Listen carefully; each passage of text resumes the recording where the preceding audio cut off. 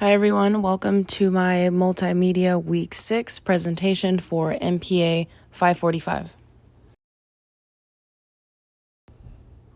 This article talks about the benefits of E&E and uses a case to show those benefits, and it was a case where two brothers were fighting over who would inherit the property from their late father, and they had already gone through a round of litigation and that was unsuccessful. So they decided to use E&E, and this use of this ADR led to a more open-minded discussion and led to a more practical approach. And it is basically a mix of mediation and arbitration.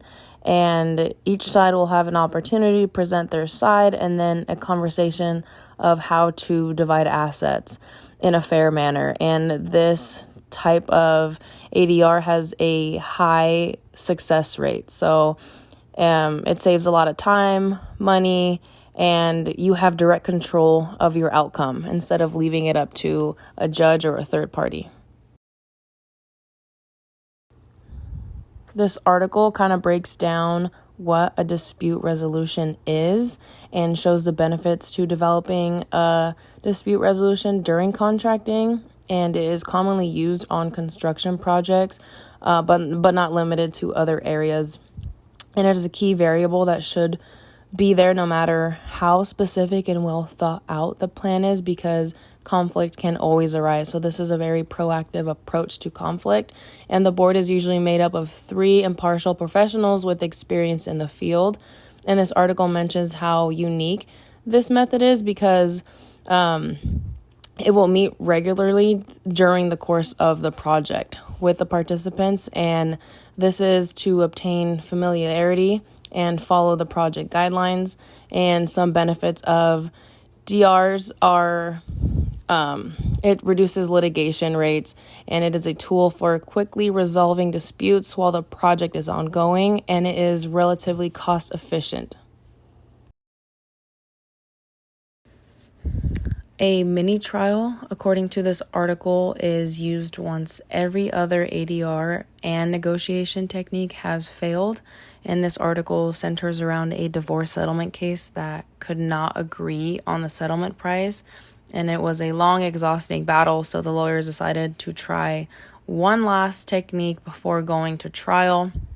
So they both agreed on a mini trial, and then the article explains what a mini trial is, and it is basically like a normal trial that gave both parties the opportunity to plead their case and allow for cross-examination, and the jury is completely invisible to both parties.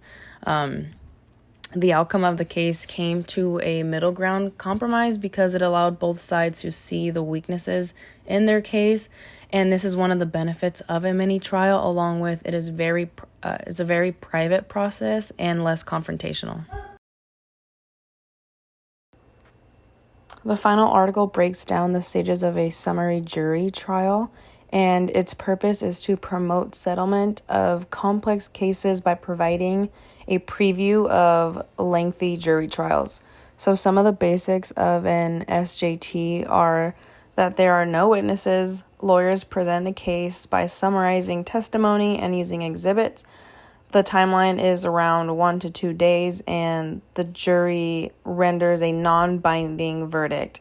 And if for some reason the verdict does not produce a resolution, the case continues, and parties can demand a full jury trial. So this is kind of like a test run for a real trial. It's kind of a long and costly process because if both parties are stubborn after the SJT verdict, then they are going to spend more money on litigation for an outcome they have already seen. So it has its pros and cons, just like every other alternative dispute resolution, but the purpose here is to get a settlement. I found this interesting article titled Dispute Boards, Another Potential Means of Resolving COVID-19 Disputes. And this article came out in 2020, just at the start of COVID.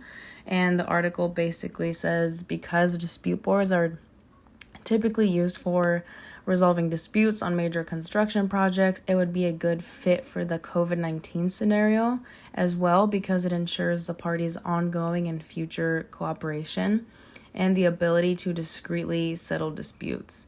And the main argument of the article is that because dispute boards are relatively short and flexible procedures, they can be used effectively to resolve pressing issues during the ongoing disruption caused by COVID-19 and then can be used immediately afterwards as the world returns to normal.